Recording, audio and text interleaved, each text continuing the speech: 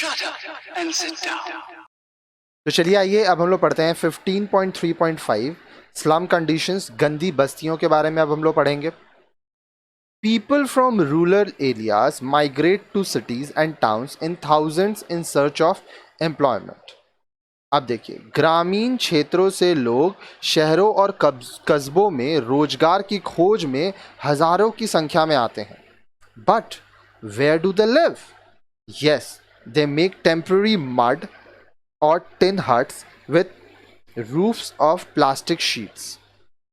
परंतु वे रहते कहाँ हैं? हाँ, वे कच्चे मिट्टी के या टीन की झोपड़ियों में रहते हैं, छतों पर प्लास्टिक की चादरें डालकर रहते हैं। Many people live inside these huts with few or no facility of water, electricity, sanitation, etc. इन झोपड़ियों में कई लोग पानी, बिजली व शौचालय आदि की बुनियादी सुविधाओं के बिना रहते हैं। आगे देखिए, A cluster of such huts together is called a slum. ऐसी झोपड़ियों के समूह को गंदी बस्ती कहा जाता है। Have you ever seen such slums? Can you specify their location? Yes, mostly they are located near rivers and factories, under bridges or along the roads. क्या आपने कभी ऐसी बस्ती देखी है? क्या आप उन स्थानों के विषय में बता सकते हैं? हाँ, वे मुख्यतः नदियों और फैक्ट्रियों व पुल के नीचे सड़कों के किनारे बनी होती है और लोग यहाँ पे रहते हैं। अब ये गैर कानूनी रहते हैं, ठीक है, ये जगह उनका नहीं रहता है, लेकिन वो वहाँ रहते हैं। आगे देखिए, if you go into these slums, the first thing you notice is overcrowding of people, children in torn, dirty clothes, and some without a decent covering, smelly, dirty lanes, open, choked drains, piles of foul-smelling garbage, flies, mosquitoes, etc. Worst of all around these slums, within half a kilometer, there are signs of open-air defecation. If they are near a river, they treat the river as an open bathroom where they can perform activities like bathing, washing clothes, and defecating, etc.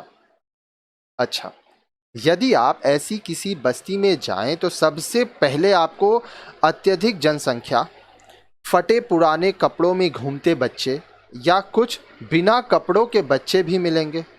बदबूदार गंदी गलियां मिलेंगी, खुली व बंद नालियां मिलेंगी, बदबूदार कूड़ा मिलेगा, मक्खियाँ और मच्छर आदि नज़र आएंगे।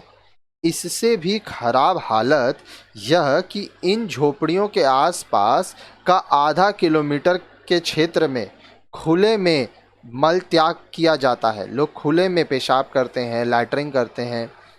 यदि झुग्गियाँ नदी के किनारे हैं, पास में हैं, तो वे नदी को अपने घुसल खाने की तरह प्रयोग करते हैं, बाथरूम की तरह इस्तेमाल करते हैं।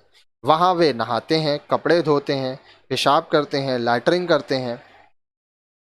Do you remember plague, the recent Surat epidemic, which scared all the people of the country and took so many lives? Improper garbage disposal was the reason. Household pests and rodents like rats thrives in such places. People living in such unhygienic conditions without the basic facilities usually suffer from jaundice, parasite worms, diarrhea, dysentery, scabies, tuberculosis, malaria, and high noise level. Loud noise can lead to permanent deafness, increase in blood pressure, stress, anxiety, and nervous breakdown. क्या आपको plague की याद है? यह सूरत में हाल ही में महामारी की तरह फैला व देश के सभी लोगों को भयभीत कर दिया था और कई जानें ले ली थीं। इसका कारण भी कचरे का उचित निपटान न करना था। घरेलू कीड़े मकोड़े और चूहे जैसे जानवर इस कचरे पर पनपते हैं। ऐसे अस्वच्छ स्थानों पर बिना बुनियादी सुविधाओं के रहने वाले लोग पीलिया, पेट के कीड़े, पैचिस, अतिसार, खुजली, टीवी और मलेरिया जैसी रोगों से पीड़ित रहते हैं। यहाँ तेज शोर से भी होता है, जिससे स्थायी बहरापन, उच्च रक्तचाप जिसको ब्लड प्रेशर कहते हैं, इंक्रीज ब्लड प्रेशर, तनाव, स्ट्रेस और अवसाद हो सकता है। ठीक है, इन शॉर्ट अब हम लोग संक्षेप में कह सकते हैं, स्लम कंडीशंस लीड टू, गंदी बस्तियों का कारण हो सकता है diseases like jaundice, diarrhoea, scabies, tuberculosis etcetera.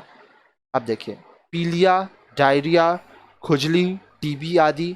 Unhygienic conditions sometimes leading to plague, अस्वच्छता से प्लेग हो सकता है।